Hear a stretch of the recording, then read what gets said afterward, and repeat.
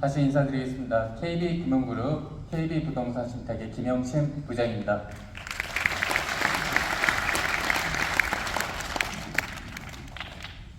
재건축 사업이란 무엇일까요? 정의를 내리면요, 내 땅과 내 건물을 현물로 출자해서 우리 토지 등 소유자님이 공동으로 건설 사업을 같이 하는 것이라고 생각을 합니다. 따라서 여기 추운 날씨에도 불구하고 이 자리에 오신 모든 토지 등 소유자님이 다 공동의 주의라는 의식을 꼭 가져주셨으면 좋겠습니다.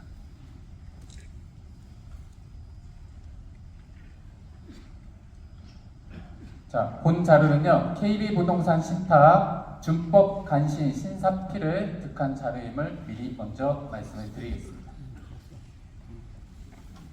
자, 목차는 신탁 방식의 도입 배경과 신탁 방식의 정비 사업이란 무엇인가, 신탁 방식 정비 사업의 강점, 또한 Q&A 등으로 진행을 하도록 하겠습니다. 먼저 신탁 방식의 도입 배경입니다. 보통 일반 도시 및 주거환경정비법에 의해서 재건축 사업을 진행을 할 때는요, 보통 이러한 세 가지에 대한 리스크적인 부분들이 일부 많이 존재해왔던 게 현실이었습니다. 먼저는 사업성 저하, 공사비에 대한 협의가 어렵게 진행되었던 부분도 있을 것이고요. 높은 이자율, 사업 지연에 따른 금융비용 증가. 제일 중요한 거는 나중에 이주해야 될 시기에서는 이주 금융비용이 집행이 되고 나서는 빠른 속도로 시공, 마무리, 입주까지 해야 되는 사항입니다. 자, 두 번째는요, 주민 갈등도 의외로 많이 존재해 있었다는 얘기입니다. 보통 조합에서 각종 비리 발생이 좀 많이 있었고요. 주민 간의 분쟁, 또 건설사를 뽑을 때 시공사 간의 경쟁으로 인해서 주민 분쟁으로 번짐이 있었던 것도 현실이었고요. 또한 시공사 또한 정비업체, 그 다음에 주민들의 의견이 부과되는 사항들이 많이 있었고, 각종 행정 절차에 있어서 필요한 증빙서류 등이 부족해서 추후 각종 소송 문제 발생이 많이 발생해왔던 것들이 현실입니다. 물론 조합으로 가는 사업장에서도 성공 사례들도 많이 있습니다. 조합 자체가 부정적인 인식을 가질 필요는 없다라고 먼저 말씀을 드리도록 하겠습니다. 자, 이 부분은 지금까지 언론에서 많이 나왔던 사항이었습니다. 이러한 각종 불법 행위로 인해서 빈번하게 발생을 하고 사업 지연으로 인해서 불이익은 우리 토지 등 소유자님한테 많이 가더라 라는 게 보통 언론사의 내용들이었습니다. 자, 그러면 정비사업이란 신탁방식 정비사업은 무엇인가요? 부동산 신탁사는요, 금융위원회인가 금융감독원, 금융투자협회, 관리 감독을 받는 금융기관입니다. 따라서 이러한 내용을 통해 가지고 상급기관을 통해서 투명하게, 공정하게, 그 다음에 신속하게 작은 집행에 대한 역할이라고 보시면 될 것 같습니다. 여기 계신 모든 토지 등 소유자님들 중에서도 사업하시는 분들이 계실 거예요. 요즘 많이 은행의 문턱도 어렵고요. 거시경제가 불안합니다. 그렇기 때문에 실질적으로 내년에도 사업을 하기 위해서는 은행하고의 대출 관계가 무엇보다도 중요한데, 재건축 부분에 있어서 제일 중요한 거는 자금 조달을 어떻게 할 것인가에 대한 부분이 제일 중요하다고 볼 수도 있겠습니다. 자, 시공사, 금융기관, 관공서 등과의 의견을 조율을 하고요. 협업해서 우리 토지 등 소유자님과 함께 정비 사업을 원활하게 추진을 하는 사항입니다. 따라서 토지 등 소유자님 및 신탁회사가 공동으로 이 사업을 관리를 해드리는 거고, 우리 토지 등 소유자님은 신탁회사 금융기관에 의탁을 하고 위임을 받아서 시작하는 사업이라고 보시면 될 것 같습니다. 자, 사업비 절감의 부분에 있어서 잠깐 말씀을 드리겠습니다. 자, 21년 정비사업 평당 공사비 현황을 보면요, 조합 방식과 신탁 방식으로 갔을 때 2022년 1월 20일 기준으로 주거환경연구원 발표에 의해서 조합 방식보다 신탁 방식으로 가는 사업장이 평균 공사비가 10%가 절감이 되더라는 내용입니다. 자, 건설회사는요, 사업비에 대한 책임도 있고요. 공사비에 대한 조달 책임, 또한 조합에 대한 관리 비용, 그 다음에 홍보 비용, 이런 부분들이 간접 비용에 많이 들어갈 수밖에 없을 것입니다. 명품 아파트 만들어야죠. 시범단지에 대해서. 그래서 직접비를 줄이는 게 아니라 현실적인 공사비에 대한 직접비는 인정을 해줘서 명품 아파트를 가되 간접비에 대한 부분은 우리 토지 소유자 여러분들과 신탁회가 같이 협업을 해서 조율을 하고자 하는 취지라고 이해하시면 될 것 같습니다. 따라서 일반적으로 조합 방식으로 갔을 때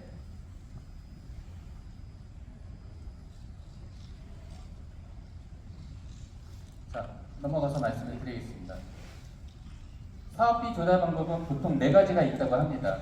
무엇이 있을까요? 첫 번째는 자금 조달의 방법에 있어서 우리 토지등 소유자 여러분께서 내 호주머니에 돈을 각출을 해서 모아서 가는 방식이라고 볼 수 있겠죠. 현실적으로 불가능합니다. 실질적으로 이런 사례가 많지도 않고요. 두 번째는 무엇이 있을까요? 일반적으로 익숙해져 있는 조합 방식일 겁니다. 자, 조합 방식으로 가면요, 먼저는 조합 창립총회를 열게 될 것이고요. 각종 해당되는 협력업체 선정을 하게 됩니다. 그 협력업체에서 먼저 자금대회 형식이 이루어질 것이고, 나중에 건설상 가장 큰 행사인 조합 창립총회 이후에 시공사 선정총회를 뽑아서 건설회사의 입찰 보증금으로 자금 조달을 해왔던 것이 일반적인 조합의 방식이라고 볼 수 있을 것이고요. 세 번째 자금 조달 방법은 뭐가 있을까요? 아까 2016년 4월에 발표가 되었던 신탁 방식이었죠. 야, 우리 그러지 말고 조합 만들지 말고 한번 토지 등 소유자의 운영위원회를 기능을 좀 낮추더라도 신탁금융회사와 함께 협업을 해서 공정하게, 투명하게 자금 집행을 한번 해보자 라고 해서 전국적으로 많이 지금 신탁 방식에 대해서 진행을 하고 있는 사항입니다. 자, 네 번째는 뭐가 있을까요?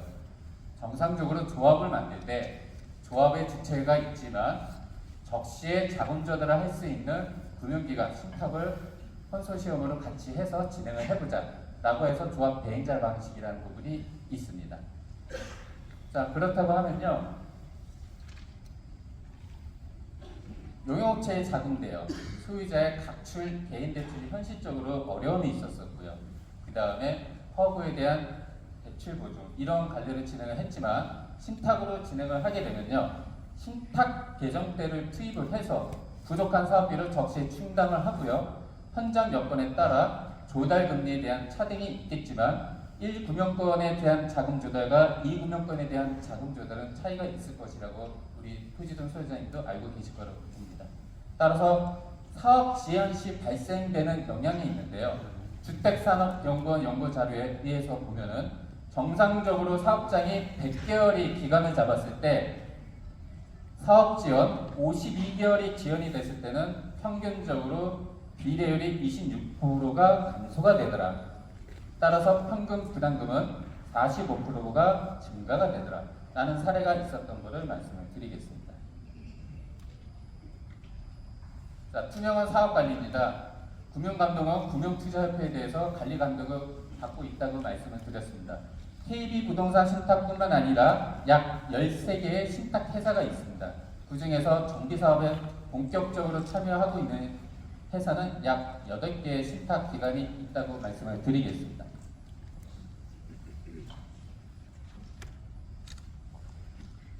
자, 오랜 시간 동안 시공사 등 협력업체와 코어워크를 해왔고요. 개발 노하우가 축적되어 있습니다.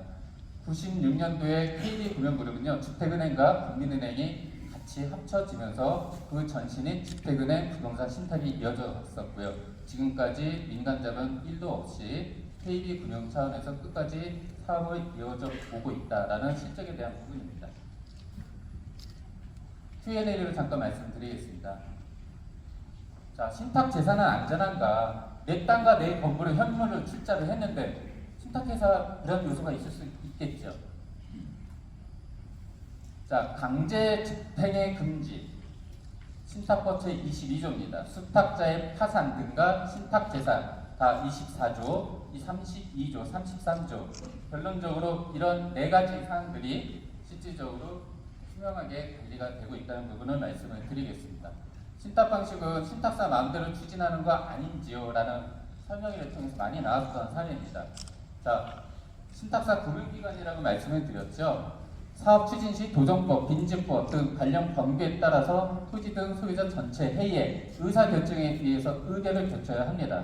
따라서 건설사, 정비관리사업자, 설계사 다 총회를 통해서 우리 토지 등 소유자의 투표에서 선정이 된다라고 말씀을 드리겠습니다. 신탁 방식은 재산권 행사가 안 된다. 우리 소유자 여러분들이 매매를 하실 때 매도인감 증명서 내시잖아요. 자, 신탁 방식 하신다고 해서 매도인감 증명서 내시는 게 아닙니다.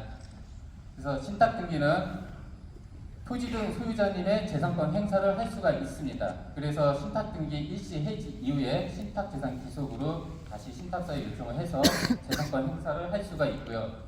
그 다음에 소유권에 대한 이전, 매매, 담보대출, 전세권 설정 다 가능합니다. 자, 일반 재건축 조합 사업에서도요. 사업 시 인가를 위해 토지 등 소유자 조합원님들이 분양 신청을 하게 되죠. 분양 신청하고 나면 이제 이주비 대출을 실행을 합니다. 이주해야 되는 시기는 조합원이 조합의 기속이 돼서 신탁을 다 하게 됩니다. 그 이유는 자, 재건축은요 아파트입니다. 대지권 설정이 돼 있잖아요. 근데 예를 들어서 홍길동이라는 사람이 재건축 조합원인데 개인 압류로 인해서 개인 재산권 행사를 못하는 압류가 들어와서 공사 중지 가처분 재건축 사업을 진행하는 데 있어서 영향을 미칠 수가 있기 때문에 신탁 방식으로 안 가신다 하시더라도 정상적인 조합 사업도 신탁을 한다라고 이해하시면 될 것 같습니다. 개발이익을 신탁사가 가져가는 거 아닙니까? 라고 하시는 우리 소유자님도 많이 계셨습니다. 자, 신탁사는요 계약된 보수 이외에 어떤 개발이익을 가져갈 수 없고요. 모든 개발이익은 토지 등 소유자님들의 기속이 됩니다. 그래서 신탁법 제36조 수탁자의 이익 향수 금지라는 부분이 명확하게 나와 있다는 부분을 말씀을 드리겠습니다. 자, 신탁사는 정비사업의 경험이 부족한 거 아닙니까? 라는 부분이 나옵니다. 자, KB금융그룹 이후 모든 13개의 신탁회사는요 여의도를 비롯해서 서울권, 대전, 대구, 부산권 약 200여 개가 넘는 신탁사업을 토지 등 소유자님들이 많이 선택을 해주고 계시더라라는 게 자료입니다. 자, 이 부분은 추가로 좀 말씀을 드리겠습니다.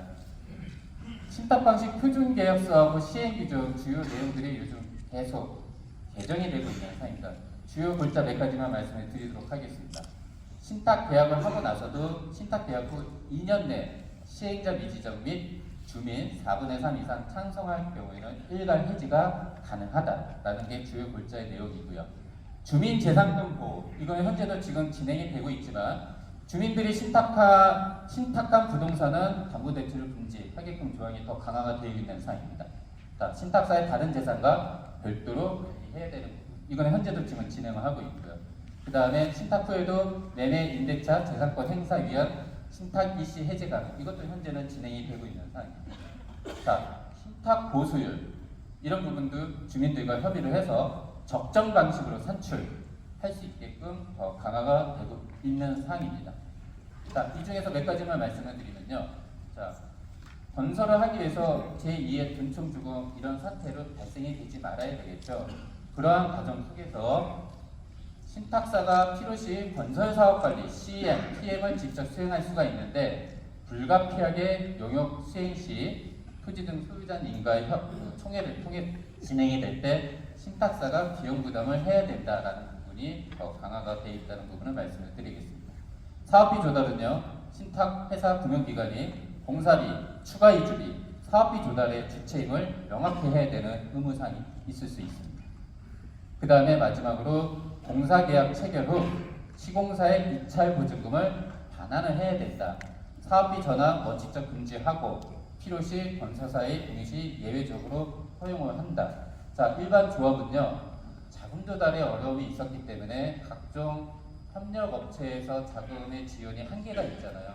그러면 시공사를 뽑고 나서 입찰 보증금으로 지금까지 투입한 부분 다 대환 처리하고 진행을 하는데 과도한 입찰 보증금으로 인해서 건설 회사에서도 많은 부담감을 가졌던 부분이 사실입니다. 자, 신탁을 하게 되면요, 신탁사 예를 들어 KB군은이라고 하면 KB에서 초기에 적시에 경쟁에 있는 자금 조달 금리로 인해서 진행을 하는데 과도한 2차 보증금을 받을 이유가 없겠죠. 그래서 서로가 상생하고 서로가 경쟁력 있는 모습을 가져가야 될 필요성이 중요하다라는 부분을 말씀을 드리겠습니다. 회사 소개는 간략하게만 말씀을 드리겠습니다. KB금융하고는 다 아실 거라고 보고요. 자, KB금융은 저희 부동산 신탁은 A2 플러스고요. 부채 비율을 주목해 주시면 25.8%, 이 정도 상황이라고 말씀을 드리겠습니다. 자, 총 13개의 금융그룹 계열사가 있는데 중요한 거는 단 1%의 민간 자본은 다른 기업들은 없다라고 말씀을 드리겠습니다. 자, 신탁회사 부도난 사례가 있을까요? 있습니다. 98년 IMF 때 대한부동산 신탁, 한국부동산 신탁, 흑자 부도가 났습니다. 1금융권에서 은행 대출을 빌려주지 않으니 흑자 부도가 날 수밖에 없겠죠.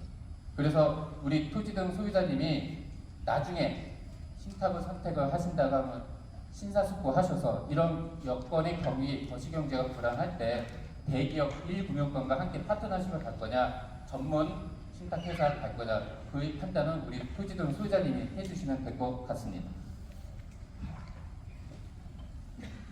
자, 우리 KB금융그룹 부동산 신탁의 조직입니다. 먼저는 3개의 본부가 있고요. 리츠사업본부, 신탁, 영업본부가 있고요. 도시정비사업본부가 있습니다. 이 중에서 저희는 도시정비기획부 1, 2, 3부, 그 다음에 목동에 대한 팀이 따로 있습니다. 지금까지 저희가 그 사업에 대한 실적 소개인데요. 스킵 간단하게 지나가겠습니다. 총 20개의 조합이 없는 사업 시행자 방식과 조합이 있는 조합 대행자 방식을 지금 8여 년 동안 20개의 사업장이 있다는 부분을 말씀을 드리겠습니다.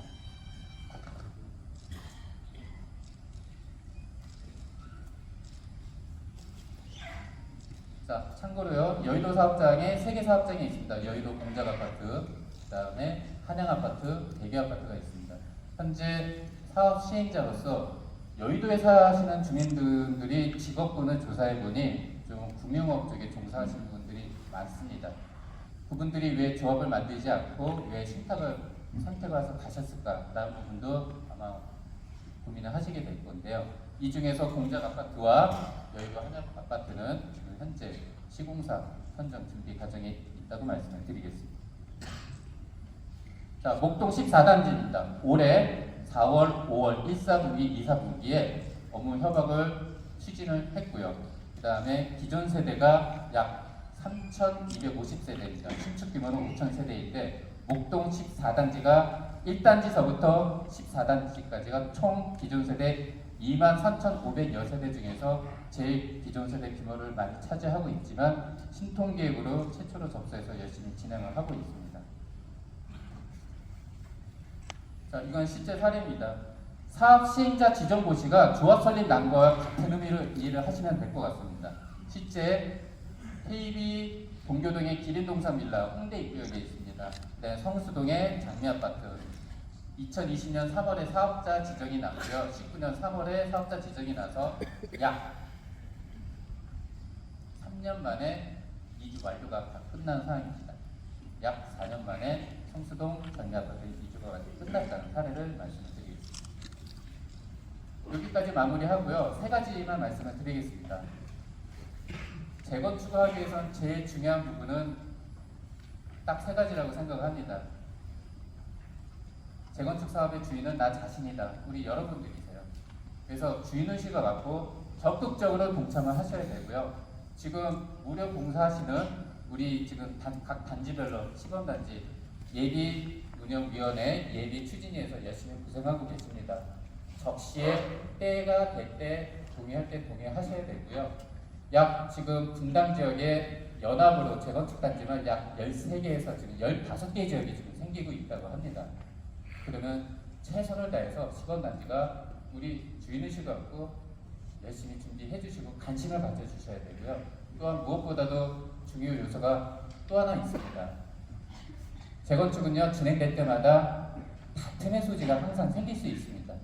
우리 소유자 여러분들이 너무 인접수가 많잖아요. 그렇기 때문에 100% 합의라는 게 있을 수가 없습니다.